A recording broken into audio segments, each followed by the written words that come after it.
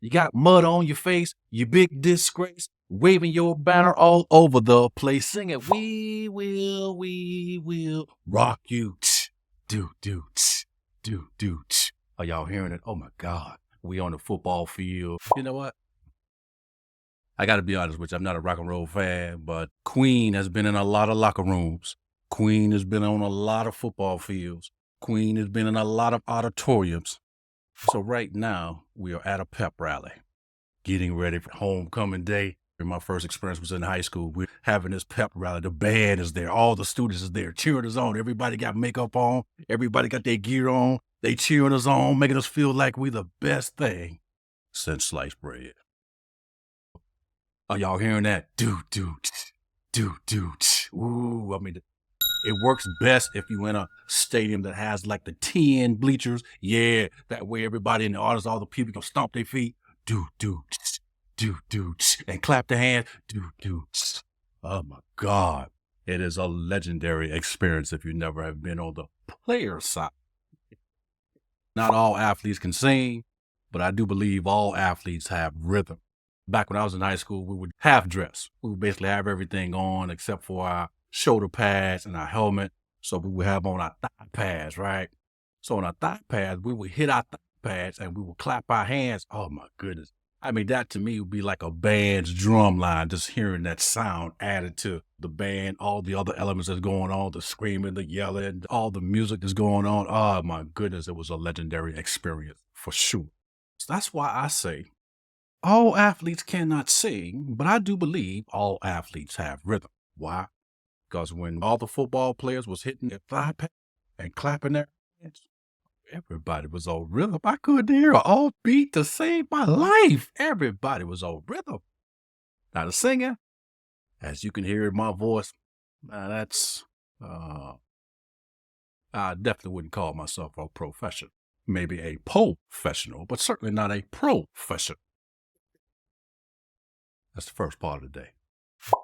Now let's transition to the field. It's getting ready to be kickoff, and before we get to that point, we have to do what? Sing the national anthem. Yes. So now we got our helmet in our left hand. We have our right hand over our heart, and we got somebody amazing singing the national anthem. I remember watching the Super Bowl. My greatest all-time singer of the national anthem is Whitney Houston. Y'all remember that when she was at the Super Bowl? Killed it. Everybody killed it, but just the way she sung it just took me to a whole other place. It reminded me of when I was playing football when I was young. Exactly. So we're on the football field. It is Friday night. We're preparing to play this game. Somebody's singing the national anthem, and as they sing it, I have my helmet in my hand. Looking at all the other players, everybody have their helmet in their left hand by their side. They standing, and they have their right hand over their heart. Don't know if you ever played sports or not, but from a player standpoint, I've had this conversation with several people, and they feel this too. So let me describe it to you if you have never had that feeling. As they sing the national anthem, I am laser focused, thinking about what I'm going to have to do, my job, my responsibilities, my accountabilities. I'm probably moving like I'm moving right now because I'm ready. I'm ready to get in the game and play. I'm ready. So as they sing the national anthem, and I'm laser focused on every single word that is being said. And then it gets down to the last line.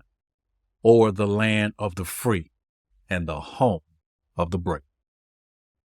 Now, by that time, ladies and gentlemen, my psyche has gone from being scared to thinking about what I'm doing to now I am laser focused. I want you to visualize Clark Kent. Yeah, Superman. So before the national anthem, I was like Clark Kent. By the time they sing that last line, that's like Clark Kent taking off his Clark Kent gear, and now he's left with Superman gear. Yes. For me and a lot of other athletes I talk to, it's just something that's transformative that goes on between the beginning of that song and the ending of that song. Maybe something else that you can relate to. I'm thinking about Mel Gibson, Braveheart movie. Yeah, almost at the end. Wasn't that very inspirational? Yeah. You felt that too. Yeah, so that would give you an idea from a player perspective that when that national anthem comes to a close and that song is over, laser focus on the task and the job at hand. Is your Scrum team like that? Now, we just finished the national anthem. I have my helmet on. I have my football gear on. It's time for what?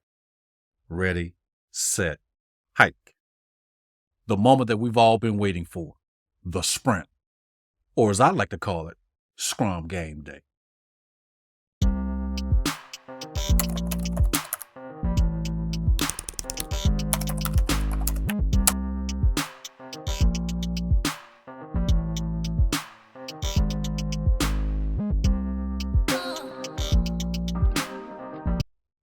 Welcome to the big leagues, where every sprint is game day.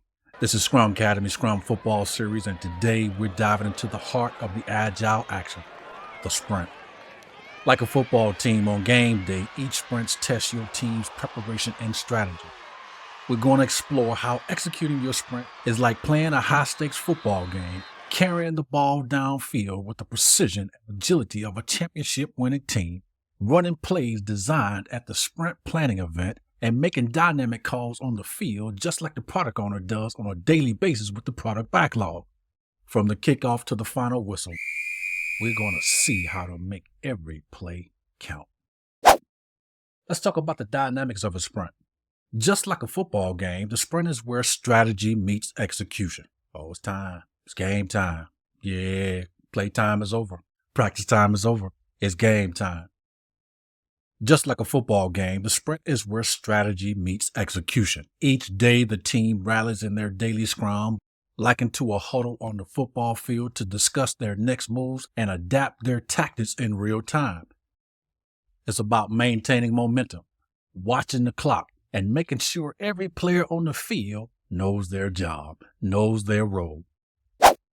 Let's talk about execution on game day. In football, the execution of plays on game day determines the team's success. Similarly, in Scrum, the sprint is where all the planning and the strategies are put into action. Each day of the sprint, your team is on the field working diligently, moving the project forward toward achieving the sprint goal. It's kind of like advancing the ball towards the goal line, right? Exactly. Now, although we have a plan before the game starts, does everything run perfect? Absolutely not. So let's talk about adapting our strategies. Great teams adapt to the opposition because we don't know what's coming. Sure, we know what they did when we watched the film, but we don't know what they're going to do today. So great coaches and great quarterbacks adjust their game plan based upon the defense they face. Yeah, we had some pre-planning. We watched the film before the game to see what they did against another opponent, but now they're playing us. In Scrum, during your daily Scrum or the huddle or timeout, you tweak your approach based upon the latest developments and impediments, ensuring that your team remains flexible and responsive based upon real-time events that are happening on the field, based upon real-time data. Now, when we're thinking about driving towards the goal line, which is the touchdown, every task tackled and user story completed is like gaining yards towards the goal line. The sprint is when your team does the actual work. Like what? Like coding, testing, and delivering the increments. Just like a quarterback calls the plays, the product owner sets the direction, but it's up to the team to push forward, protecting the ball, avoiding fumble, and keeping the drive alive. What about Agile adaptation? Adaptation is crucial both in football and in sprints. When obstacles arise, Agile teams must be ready to pivot. Like that running back, right? The best running back I've seen. Do y'all remember a player by the name of Barry Sanders? Woo! If you want to get an idea of what we mean by pivot, watch Detroit Lions running back from back in the day, Barry Sanders. Yeah, find it on YouTube, I'm sure. Just type in Barry Sanders and watch a few of his moves, and you're like, wow. I mean, he was just making people look like, wow. It was like Barry Sanders' world, and everybody was just watching him do his thing. It kind of looks like that when you take a look at the videos. And if you don't know this person, Barry Sanders is his name. When obstacles arise, Agile teams must be ready to pivot, just like Barry Sanders. Much like a team facing a stout defense, whether it's rethinking a solution or tackling a technical debt, the key is to keep moving towards the end zone without losing sight of our sprint goal that we created at sprint planning. Let's talk about scoring and review. Just as in football, every play aims for a touchdown. Every move on the field is aimed at scoring points, ultimately winning the doggone game. In Scrum, each task completed brings you closer to your sprint goal, reviewed at the end of the sprint. And what? Your sprint review. This is where you celebrate your victories and learn from the plays that didn't go as planned or as practice. Back in backlog refinement. Exactly. Let's talk about continuous improvement. Post-game analysis is crucial for any football team aiming to win the championship. I called out in one video, Kansas City. Y'all do recall last year that their receivers just couldn't hold the ball. It just looked like you could have put some gorilla glue, some crazy glue on their hands, and they still was not catching the ball. But they pulled it together. They inspected, and they also adapted.